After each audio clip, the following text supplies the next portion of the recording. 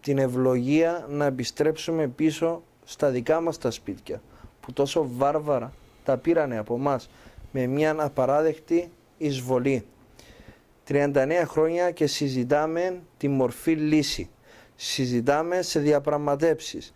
Φαίνεται ότι με τη μορφή διζωνική δικοινοτική ομοσπονδία, με σωστό περιεχόμενο ή οτιδήποτε άλλο, για κάποιο λόγο δεν βρίσκουμε αυτή τη λύση που εμείς οι πρόσφυγες θα πάμε πίσω στα σπίτια μας. Τι πρέπει να κάνουμε στο εθνικό μας θέμα, ειδικά τώρα που σε μερικές εβδομάδες θα ξαναγγίξουμε τις απευθείας συνομιλίες με διαπραγματευτή για να μπορούμε να λύσουμε το εθνικό μας πρόβλημα. Εσείς τι πιστεύετε? Εσείς πιστεύετε ότι η διζωνική είναι η σωστή λύση για το Κυπριακό? Είναι ο ίστατος συμβιβασμός ο οποίος έχουμε να αποδεχθεί σε μια προσπάθεια να καταλήξουμε σε μια βιώσιμη λύση του κυπριακού προβλήματος. Και δεν λέω δίκαιη, γιατί δεν μπορεί η λύση του Κυπριακού πλέον να είναι δίκαιη, αλλά τουλάχιστον να είναι βιώσιμη. Δεν υπάρχει, νομίζω, περίπτωση η Τουρκία να συμφωνήσει σε οποιαδήποτε άλλη μορφή λύση, αλλά από την δική μας πλευρά θα πρέπει να διαφυλάξουμε κάποιες ελάχιστες ασφαλιστικές δικλείδες σε μια τέτοια λύση, οι οποίες ασφαλιστικές δικλείδες θα μας διαφυλάξουν τη συνέχιση και την επιβίωση του κυπριακού ελληνισμού πάνω σε αυτόν τον νησί. Γιατί δυστυχώς οι λύσεις που προτάθηκαν μέχρι σήμερα στη δική μας πλευρά ήταν λύσεις εθνικού ξεκαθαρίσματος. Και αυτή είναι η μόνιμη και πάγια στρατηγική και επιδίωξη της Τουρκίας. Θέλει να επιβάλλει έναν εθνικό ξεκαθάρισμα στην Κύπρο, επί του εδάφους, επί του λαού, επί της οικονομίας και επί όλων των θεσμών και της λειτουργίας του κράτους. Και αυτό θα πρέπει να γίνει απόλυτα κατανοητόν. Και γι' αυτό ακριβώς τον λόγο είναι που με ιδιαίτερη θλίψη διαπιστώνουμε ότι κάποιες από τις προτάσεις της δικής μας πλευράς στο παρελθόν δυστυχώς συνάδουν με αυτήν την πολιτική του εθνικού ξεκαθαρίσματος. Και αναφέρουμε για παράδειγμα στις προτάσεις του περιουσιακού του κ. Χριστόφια, στις προτάσεις για τις 4 βασικές ελευθερίες των Τούρκων υπήκοων της Τουρκίας, που θα είναι προτάσεις που θα οδηγήσουν και στο εθνικό ξεκαθάρισμα, αλλά και στην αλλίωση του δημογραφικού χαρακτήρα της Κύπρου. Από εκεί πέρα ξεκινούν διαπραγματεύσεις τον Οκτώβριο. Εγώ θεωρώ ότι ο κύριος Αναστασιάδης θα πρέπει να τηρήσει τις δικές του δεσμεύσεις,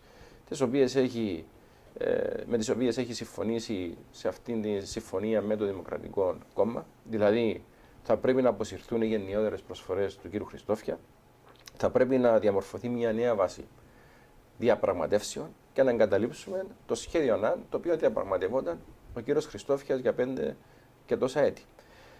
Ο διαπραγματευτής. Το σχέδιο ΑΝΑΝ, κύριε, συγγνώμη που σε διακόφω. Το σχέδιο ΑΝΑΝ δεν είναι νεκρό. Όταν είχαμε τον αείμνηστον πρόεδρο μας, ο οποίος επολέμησε και έπεισε τον λαό του το 76% να το στηρίξουν και να πούμε αυτόν το ηρωικό όχι, που μας έφερε πίσω ένα χαμόγελο που δεν πουλήσαμε τις ψυχές μας και είπαμε αυτόν το όχι. Τώρα αυτό το σχέδιο ισχύει, είναι στο τραπέζι.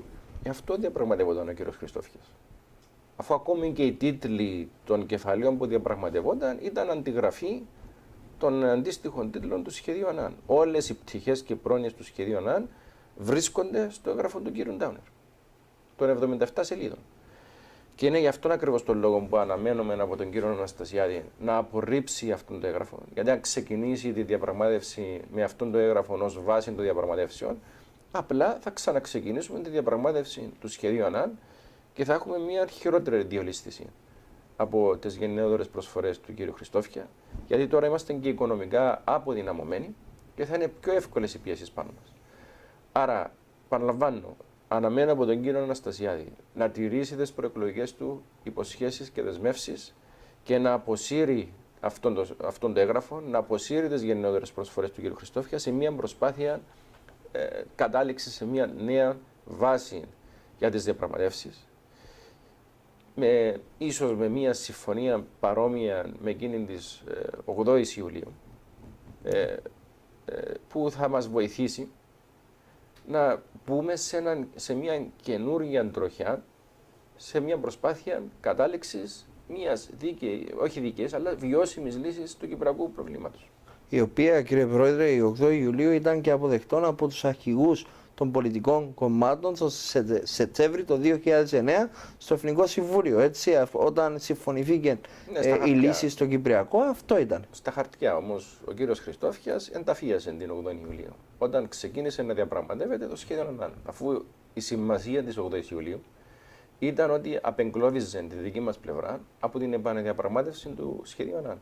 Ο κύριος Χριστόφιας σταδιακά ενταφίασε αυτή τη συμφωνία και οδήγησε την πλευρά μας σε μια επανεδιαπραγμάτευση του σχεδίου ΑΝΑΝ.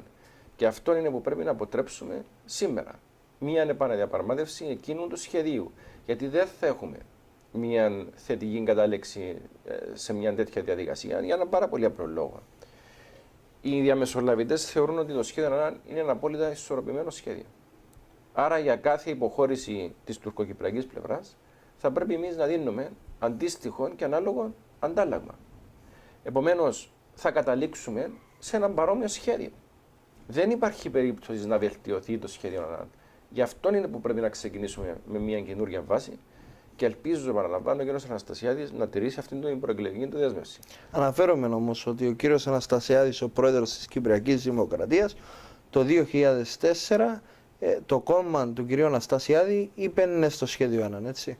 Ναι, ο ίδιος τώρα λέει όμως ότι θα προσπαθήσει να διαμορφώσει μια νέα βάση των διαπραγματεύσεων και να αποσύρει τις γενναιόδερες προσφορές του κ. Χριστόφια. Θα πρέπει να αφήσουμε τον κύριο Αναστασιάδη να αποδείξει κατά πόσο θα τηρήσει αυτές τις δεσμεύσεις. Και εγώ είμαι ξεκάθαρος ότι και λέω ότι σε περίπτωση που δεν τηρήσει αυτές τις δεσμεύσεις ο κ. Αναστασιάδης, το Δημοκρατικό Κόμμα δεν έχει θέση στην κυβέρνηση.